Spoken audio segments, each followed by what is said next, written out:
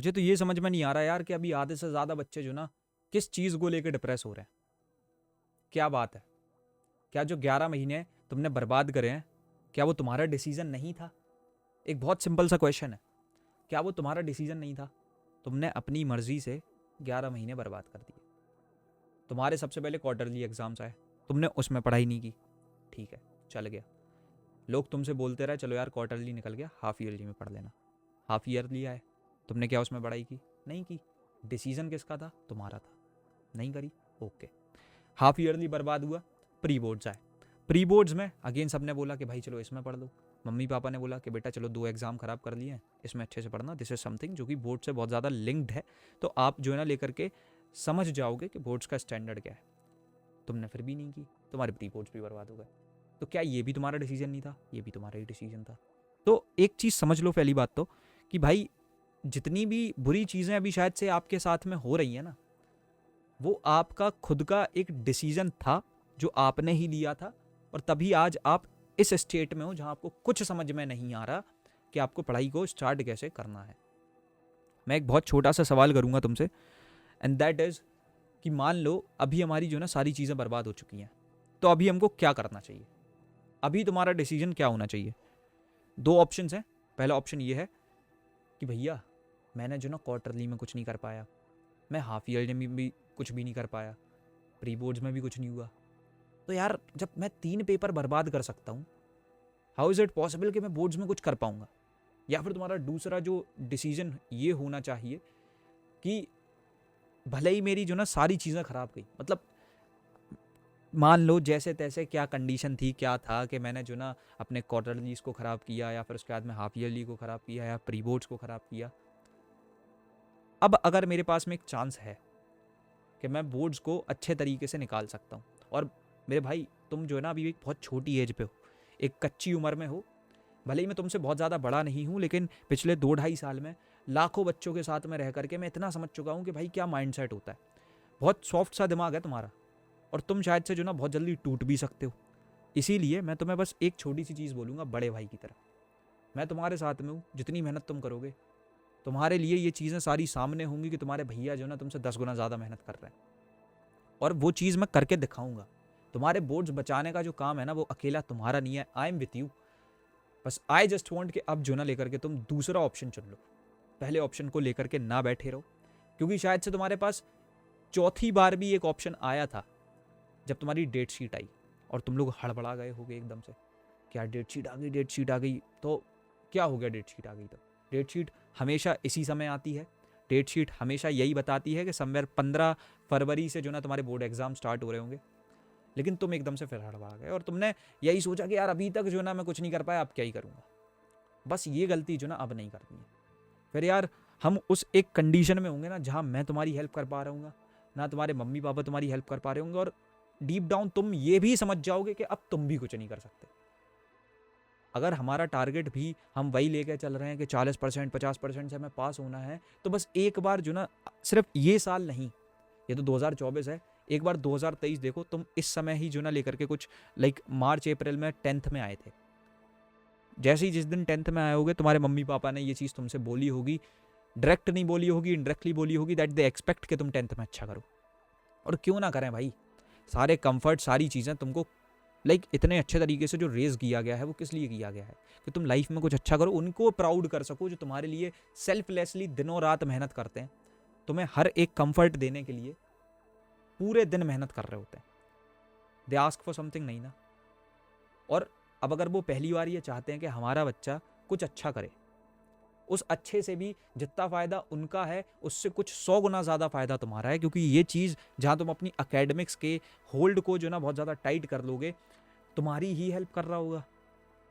तो अब शायद से तुम्हें दूसरा ऑप्शन चुनना चाहिए, इन माई ओपिनियन।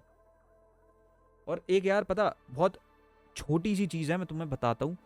एक कोट है, मैंने जो ना लेकर के पढ़ा था उसे, क्योंकि देखो ऑब्वियसली सिर्फ पढ़ाई ही सब कुछ नहीं होती। आप जब पढ़ाई से आगे बढ़ते हो ना, तो बहुत सारी चीज़ें होती है, और मैंने क्लास 10th के बाद ही डिसीजन ले लिया था कि हाँ शायद से this thing is not like meant for me. मैं वो एक कन्वेंशनल रास्ते पे नहीं चल सकता कि मैं जो ना पढ़ाई ही करूँ, 11वीं 12वीं करूँ और सब कुछ करूँ। वो सब चीज़ें जो ना मुझे समझ में नहीं आ रही थी।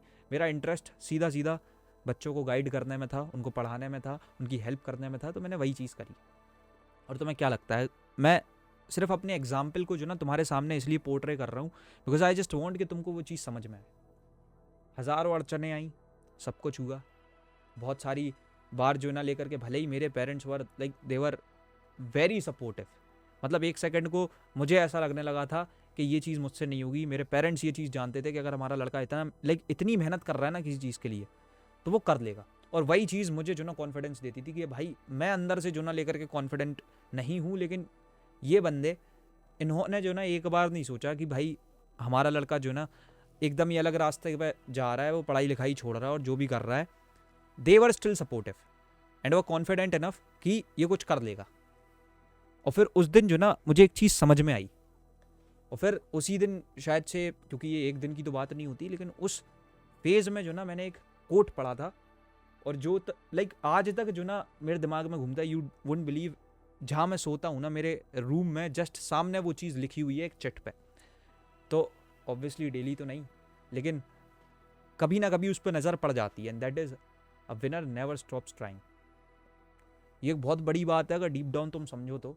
और शायद से अभी अगर तुम खुद को इस चीज़ में विजुलाइज करते हो ना, तो तुम्हारी बहुत ज़्यादा हेल्प हो जाएगी।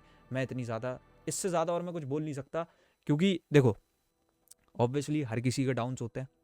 शायद से इंसान उन्हीं डाउन से सीखता है जो वो कुछ फिर अच्छा करता है। और अगर तुम अभी कुछ अच्छा करने की सोचोगे, तभी तुम कुछ कर पाओगे। ये एक बहुत ही बेसिक सी चीज़ है कि अगर तुम अभी भी वही सोच रहे हो, यार मैंने इतनी चीज़ें ख़राब कर दी, अब क्या होगा, कैसे ही मेरे ICSE 10th बोर्ड्स जाएंगे, तो क्या ही है बॉस, समझ रहे हो। और देखो मैं तुम्हें जो ना 50 चीज़ों से डरा भी सकता हूँ कि शायद से तुम्हारे दिमाग में जो ना एक वो फोमो आ जाए कि हाँ फिर तुम पढ़ना स्टार्ट करो, क्योंकि 100 चीज़ें हैं इस बार। सबसे बड़ी चीज़ तो यही है कि ICSE क्लियरली बोल चुकी है कि 30% से कॉम्पिटेंसी बढ़ा दी गई है, 30 से 50%। मतलब एक तरीके से जितना पेपर कठिन आता ना, उससे 50% और ज़्यादा कठिन आएगा।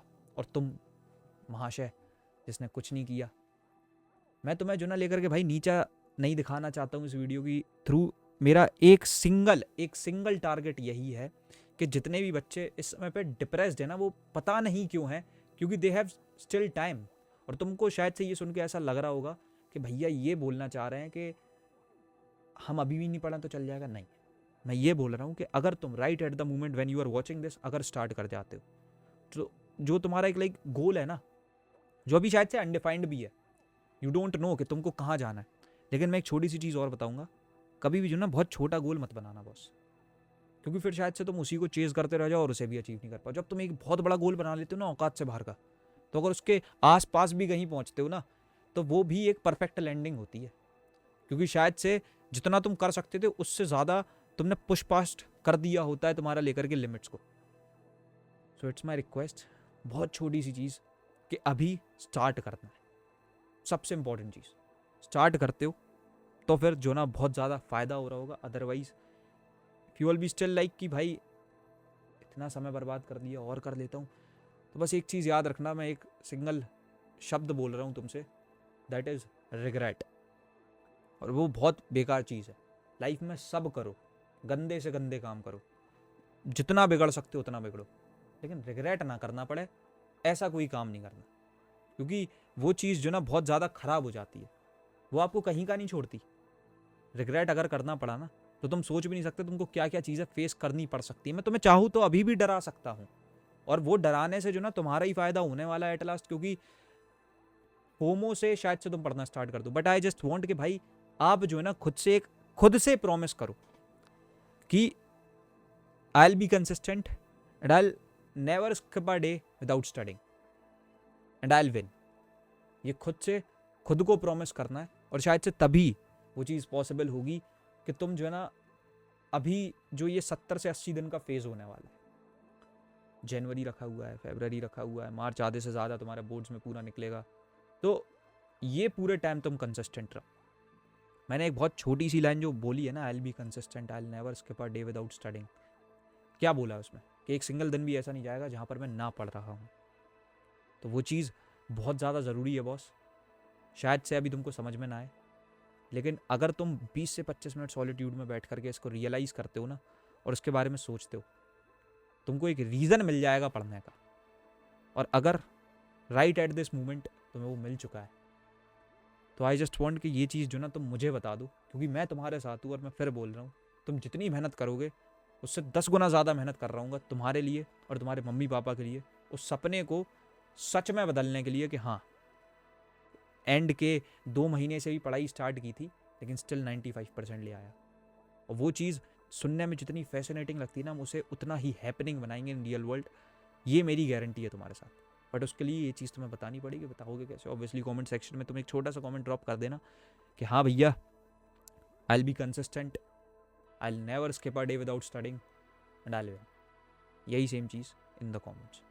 अभी तब तक के लिए I am signing off and I just want कि शायद से जो भी बातें, जो भी एक मैसेज मैं डालना चाहता था तुम्हारे दिमाग में, वो आ चुका है। और अब तुम पढ़ना स्टार्ट करो। जीवन के दुखों से यूं डरते नहीं हैं, ऐसे बच के सच से गुजरते नहीं हैं। सुख की है चाह तो दुख भी सहना है।